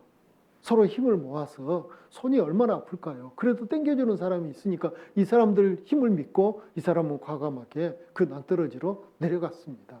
그런데 이런 사람들도 있어요. 손 아프다고 줄을 놔버렸어요. 나 바쁘다고 어디 놀러 간다고, 놀러 갈 계획 있다고 놀러 가버리고 딴 생각하고 어머 나는 이런 거 못 만지는데, 이런 사람도 있고요. 전도 집회를 하면 꼭 이런 일이 벌어집니다.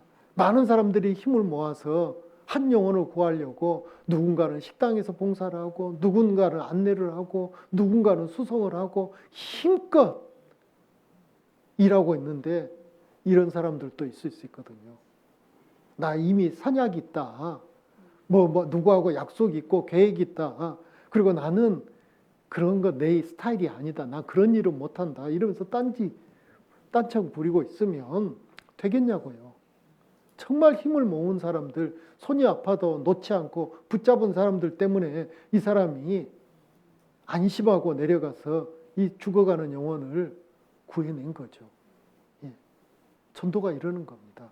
이 사람만 전도하는 게 아니에요. 이 뒤에서 보이지 않는 곳에서 힘쓰고 애쓰는 그 많은 사람들의 동역함이 있었다라는 거죠.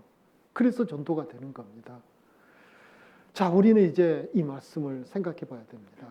히브리서 10장 37절입니다.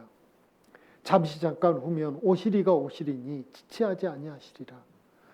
우리가 징조에 대한 많은 말씀을 배우면서도 느꼈습니다. 예수님 곧 오신다. 오시라 얼마 남지 않았다라는 것을 우리는 알고 됩니다. 예수님 만나게 될 건데 예수님이 너 구원받고 뭐하다 왔니? 라고 물어보면 우리는 뭐라고 대답해야 될까요? 구원받고 뭐하다 왔니? 아이고 주님 이렇게 빨리 오시면 어떻게 합니까? 저 주님 천천히 오실 줄 알고 아직 시간이 많은 줄 알고 놀러 다니니라고 친구들하고 어울려 노니라고 제가 신앙생활을 제대로 하지 못했는데 이렇게 갑자기 오시면 어떻게 합니까? 그리고 화내실 거예요? 그럴 수 없거든요. 내가 누구 때문에 속상해가지고 신앙생활을 제대로 못했는데 갑자기 이렇게 오시면 어떻게 합니까? 우리가 그렇게 변명하고 핑계댈 수 있을까요? 없다라는 거죠. 오시리가 곧 오시거든요. 우리는 알고 있습니다. 히브리서 9장 27절 말씀을요. 이번 집회에도 여러 번 말씀을 드렸습니다. 한 번 죽는 것은 사람에게 정하신 것이요. 그 후에는 심판이 있습니다. 이 성경에는 심판대가 두 곳이 있어요. 백보자 심판대라 부르는 구원받지 못한 사람들이 가는 심판대가 있고 구원받은 그리스도인이 가는 심판대가 있습니다. 우리는 백보자 심판대에 가지 않습니다. 그러나 이곳에 갑니다. 그리스도인의 심판대. 고린도후서 5장 10절에 그것이 있습니다. 이는 우리가 다 반드시 그 다음은 같이 읽겠습니다. 그리스도의 심판대 앞에 드러나 각각 선악간에 그 몸으로 행한 것을 따라 받으려 함이라. 그리스도의 심판대에 서서 심판을 받습니다. 여기서는 벌을 받는 게 아니고 상을 받습니다. 그런데 상은 뭘로 받냐면요. 그 몸으로 행한 것을 따라 받거든요. 내가 구원받고 아이고 기도해야 되는데 아이고 교제에 나가야 되는데 모임에도 가야 되는데 아이고 전도도 해야 되는데 그걸로는 상이 없습니다. 그렇게 하면 하나님이 슬퍼하지는 않죠. 기뻐하시죠. 아이고 내가 이 죄는 끊어야 되는데 다시는 이 죄 안 지어야 되는데 그러면 하나님이 슬퍼하시지는 않죠. 기뻐하시죠. 그런데 상은 없어요. 몸으로 한 게 없기 때문에. 상은 반드시 이제 몸으로 뭔가 해야지만 받습니다. 구원은 행위로 받을 수 있는가요? 없습니다. 구원은 행위로 못 받는다 해서 상급도 행위로 받는 게 아니라고 생각하면 큰일 나는 거예요. 상급은 행위로 받습니다. 내가 뭔가를 해야지만 돼요. 기도해야지만 상을 받고 말씀을 보고 들어야지만 상을 받고 교제에 나와야지만 상을 받고 다른 사람을 용서해야지만 상을 받고 내가 습관적으로 짓는 그 죄를 끊어야지만 상을 받고 그 모든 것이 몸으로 하는 거잖아요. 마음으로만 하는 게 아니고 그 몸으로 해야지만 상이 있어요. 상이 없으면요. 상 없어도 천국 가긴 가죠. 근데 그때 얼굴이 뜨끈뜨끈 할까요? 안 할까요? 하죠. 그래서 성경은 불 가운데 얻은 구원이라는 표현도 써요. 구원은 받았는데 상은 하나도 없이 빈 털터리로 가는 그 구원, 부끄러운 구원이죠. 그래서 성경은 천국 문 앞에서 책망도 있다 했거든요. 책망. 하나님은 분명히 말씀하십니다. 이 성경의 제일 마지막 말씀입니다. 보라, 내가 속히 오리니 내가 줄 상이 내게 있어 각 사람에게 그의 뭐라고 되어 있습니까? 일은 몸으로 해요, 마음으로 해요? 일은 입으로 해요, 몸으로 해요? 예. 근데 일을 마음으로만 하는 사람이 있어요. 일을 입으로만 하는 사람이 있어요. 그런 사람 보면 어떤 마음이 드시는가요? 얄밉더라고요, 저는. 입으로만 해. 일을 입으로만 해요. 마음으로만 해요. 그럼 얄밉잖아요. 물론 하나님은 그러시지 않겠지만요. 그런데 그렇게 일하면 상이 없습니다. 그의 몸으로 일을 하면 하나님은 다 상으로 바꿔주시거든요. 그래서 최선을 다해서 우리가 일해야 되는 게 그것 때문이거든요. 그렇게 사는 사람은 이런 마음을 가질 겁니다. 이 성경의 제일 마지막 말씀입니다. 같이 큰 소리로 읽겠습니다. 이것들을 증거하신 이가 가라사대 내가 진실로 속히 오리라 하시거늘 아멘. 주 예수여 오시옵소서. 주 예수의 은혜가 모든 자들에게 있을지어다. 아멘. 이 성경 강연의 마지막 말씀입니다. 우리가 정말 구원받고 주님 안에서 힘있게 서로 함께 서로 사랑하며 살면 우리 마음에서 아멘, 주 예수여 오시옵소서 이 말씀을 힘있게 할 수 있을 겁니다. 주님 곧 오십니다. 그때까지 우리가 더욱더 서로 사랑하며 힘있게 사는 우리 모두가 되면 좋겠습니다. 자, 오늘은 이제 성찬식을 해야 되기 때문에요. 이제 성찬식에 관련된 말씀 몇 말씀을 보고 성찬식을 진행하도록 하겠습니다. 성찬의 의미를 먼저 생각해 봐야 됩니다. 첫 번째 성찬의 의미는 주님을 기억하라라는 의미가 있습니다. 주님을 기억하라. 어떤 주님이요? 나를 위해서 피 흘려 죽어주시는 주님. 그래서 고린도전서 11장 24절 25절 말씀에 축사하시고 떼어 가라사대 이것은 너희를 위하는 내 몸이니 이것을 행하여 나를 기념하라 하시고 예수님을 기념하라. 기억하라 이 말이거든요. 기념하라는 게 기억하라, 생각하라 이렇게 말씀하십니다. 19에 또 이와 같이 잔을 가지시고 가라사대 이 잔은 내 피로 세운 새 언약이니 새 언약이라는 것은 다시는 이제 우리의 죄를 보지 않으시겠다라는 거예요. 우리 죄를 심판하지 않으시겠다라는 거예요. 우리 죄가 다 용서했다라는 것이 새 언약이거든요. 이것을 행하여 마실 때마다 나를 기념하라 하셨으니 예수님을 기억하고 생각해봐라. 나를 위해서 피 흘려 죽어주신 예수님 그 피 그리고 온몸이 찢긴 그 몸 왜 예수님이 그 십자가의 고난을 당했는지 생각해봐라. 그게 성찬에 참여한 큰 의미거든요. 그리고 두 번째 복음을 전파하라는 의미도 있습니다. 이 귀한 사실을 얻었으니 나로 끝난다. 그러면 안 되는 거죠. 고린도전서 11장 26절에 너희가 이 떡을 먹으며 이 잔을 마실 때마다 주의 죽으심을 오실 때까지 그 다음에 뭐라고 되어 있습니까? 전하는 것이니라. 그래서 구원받은 그리스도인은 자기 구원 간증을 하는 거죠. 내 사랑하는 사람들에게 내가 전하는 사람들에게 나는 이렇게 말씀을 듣고 거듭났다. 구원받았다. 나 이제 천국 갈 수 있다라는 것을 간증하는 것. 그게 전하는 것이거든요. 그걸 언제까지요? 주님 오실 때까지 우리 그거 일해야 되거든요. 또 성찬의 세 번째 의미는 자신을 돌아보라라는 의미가 있습니다.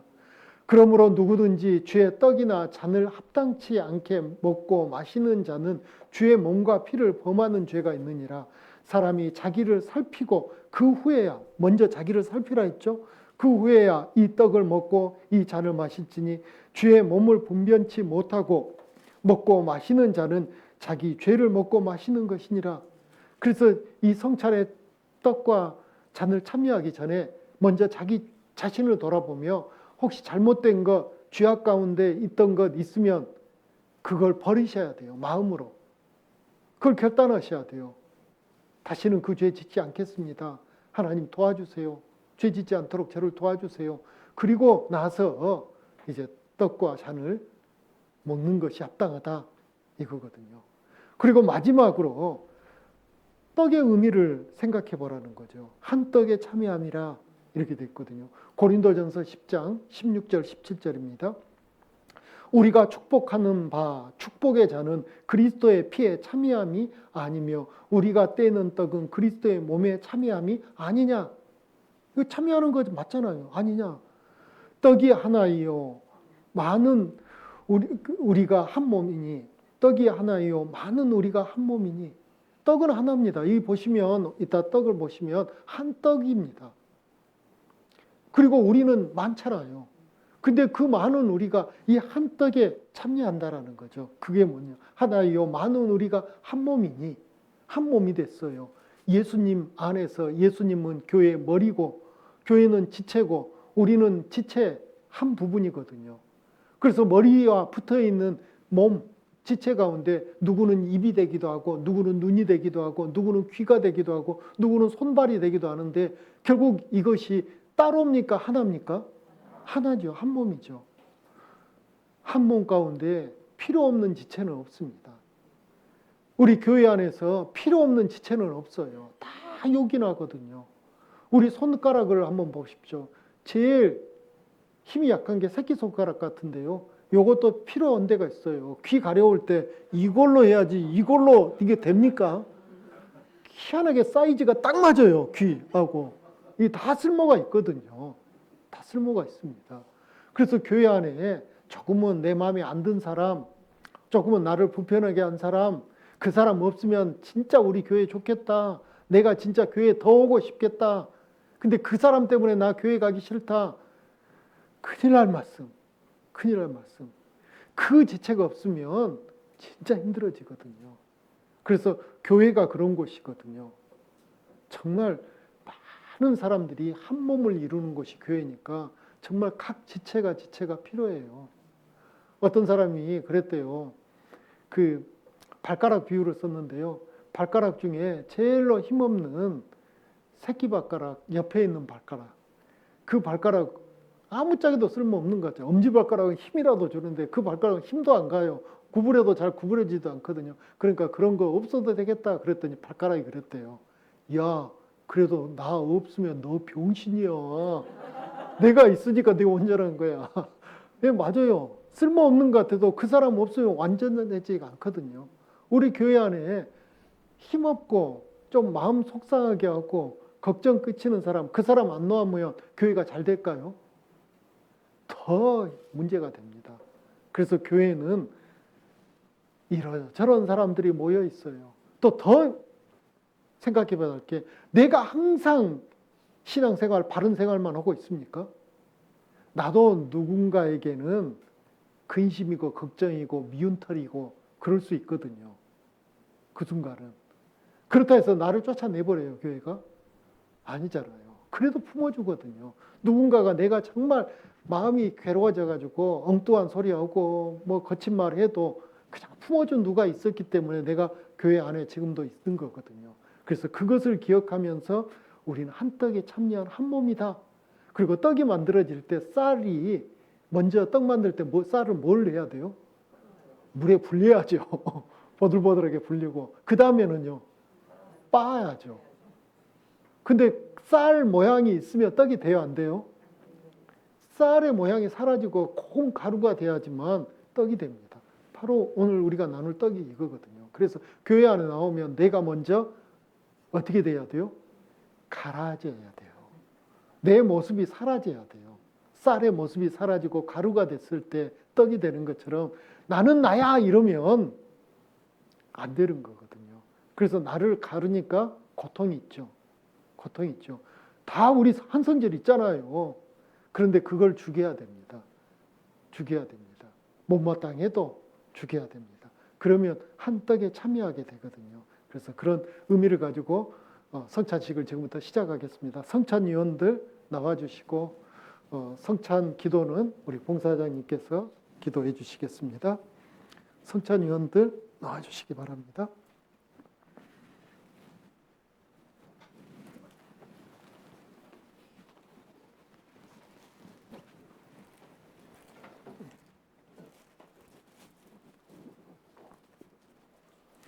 봉사장님 기도해 주시겠습니까? 아니, 성찬식 기도.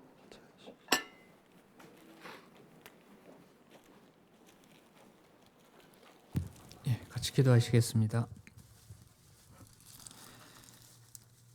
하나님 아버지 감사드립니다.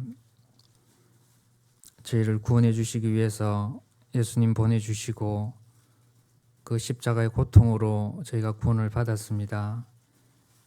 항상 그 일들을 생각하고 또 기념하고 또 살아갈 수 있도록 도와주시옵소서. 한 주간의 집회를 주님께서 인도해 주시고 귀한 영혼들 말씀으로 인도해 주신 것 감사드립니다. 오늘 성창식 하는 가운데도 함께 해주시고 주님을 생각하고 주님의 복음을 전할 수 있도록 늘 살아갈 수 있도록 주님 도와주시옵소서. 늘 저희를 사랑하시는 예수님의 귀하신 이름으로 기도드렸습니다. 아멘.